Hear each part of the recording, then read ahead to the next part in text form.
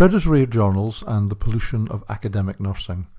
This is Roger Watson, the editor of Nursing Open, and this is based on an editorial recently published in Volume 27, Issue 2 of the Journal of Nursing Management.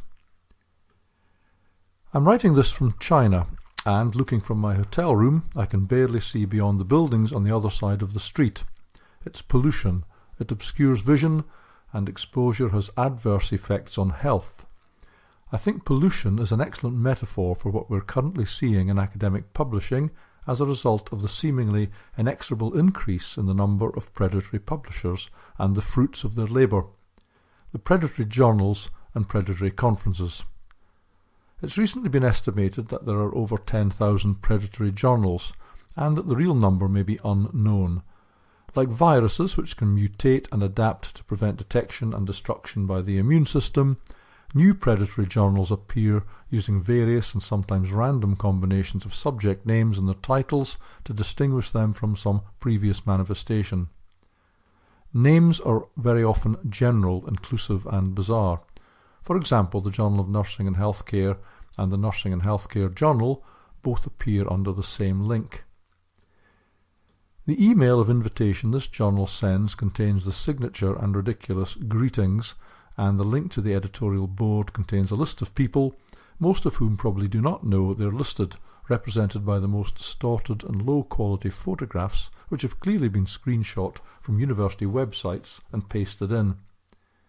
Incidentally, other sites such as Omics Online and Opast Online list journals with the same titles, all predatory.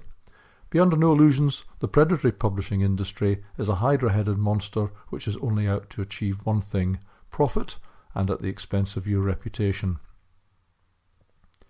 I'm sure that I'm preaching to the aware, but some nurse managers wishing to publish the results of their work may be less aware of the predatory publishing industry. However, if they are successful in publishing, they will soon be inundated and tempted to respond to the flattery. After all, plenty of academics who should know better fall for the con.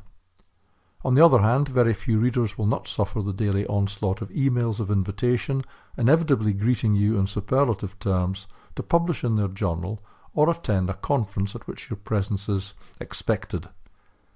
These are the predators, and the emails are completely unstoppable. You can delete and spam, they find a way back in.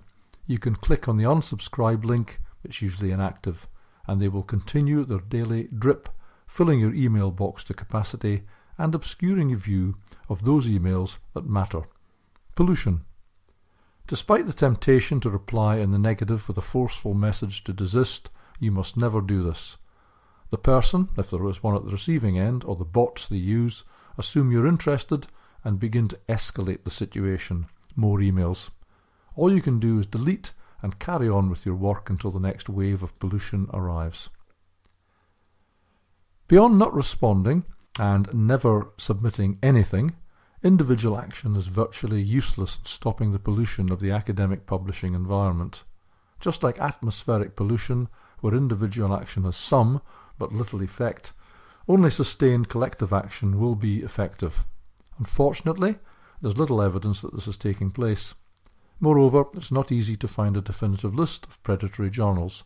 Since the demise of Beale's list, still available in a cached form online but only accurate up to 2017, the alternative is Cabell's list, but this costs several £1,000s sterling to access, and I'm unaware of any universities which have subscribed.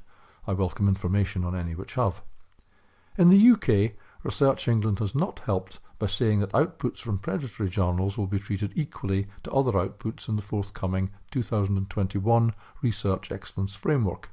Admittedly, it would not be easy for Research England to identify all the predatory journals that may be returned. Nevertheless, the members of the sub-panels who assess the research should be aware, and if in doubt about the provenance of a journal, could ask for it to be checked. That the predatory journals exist and persist is proof that they're making a profit. Their investment in the process they oversee is minimal. They have dreadful websites, no evidence of editorial management systems, and do little to produce articles in the usual format. They dispense with peer review, and either hoodwink the unwary into serving pro bono on their boards or as editors, or, If nobody's coming forward, they simply steal details from the internet.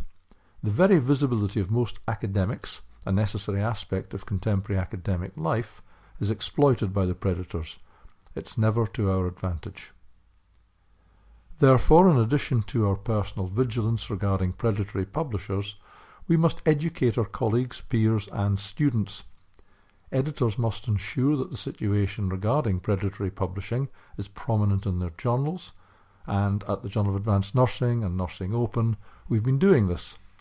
Umbrella organisations such as INANE, the International Association of Nursing Editors, have spoken, and major journals such as Nature use their blog to expose the excesses of the predatory publishing industry. Any readers with doubts about the veracity of my claims should refer to these resources, which expose how the predatory publishers can be persuaded to publish bogus articles, add animals to their editorial boards, and publish a string of obscenities. However, little will happen until universities act internationally, and I have a dream that they will. The most obvious action they could take would be to participate in creating inclusive white lists of journals considered acceptable destinations for their scholarly outputs. They need not be concerned with keeping up to date with predatory publishers and creating blacklists of journals, and should exhort or oblige their academic staff to publish exclusively in those journals on their approved lists. The details of any such schemes are best left to individual universities, but having articles in predatory journals discounted in promotions, or even leading to negative consequences, is surely possible. Creating lists is eminently possible. At a glance, PubMed, Medline, Web of Science, Scopus, Directory of Open Access Journals, the Clarivate list of SCI journals and their emerging sources citation index, and other lists could be consulted. These are lists, often overlapping, of credible journals. If academics consider that there are journals not on these lists which should be, then individual cases could be made. Sadly, instead of focusing on trying to eliminate predatory journals, research funding bodies seem more obsessed with reducing the excessive being ill-defined, profits of the academic publishing industry. Take the European Community Plan S, which will prevent publication in so-called hybrid journals, the vast majority of academic journals, in favour of a handful of purely open access journals. This way a very exclusive list will be generated, and I fear that without an element of quality control, this will create a field day for the online open access predatory publishers. If we're not careful, we'll get the science we deserve. This podcast was produced in association with youpublicationslimited.com.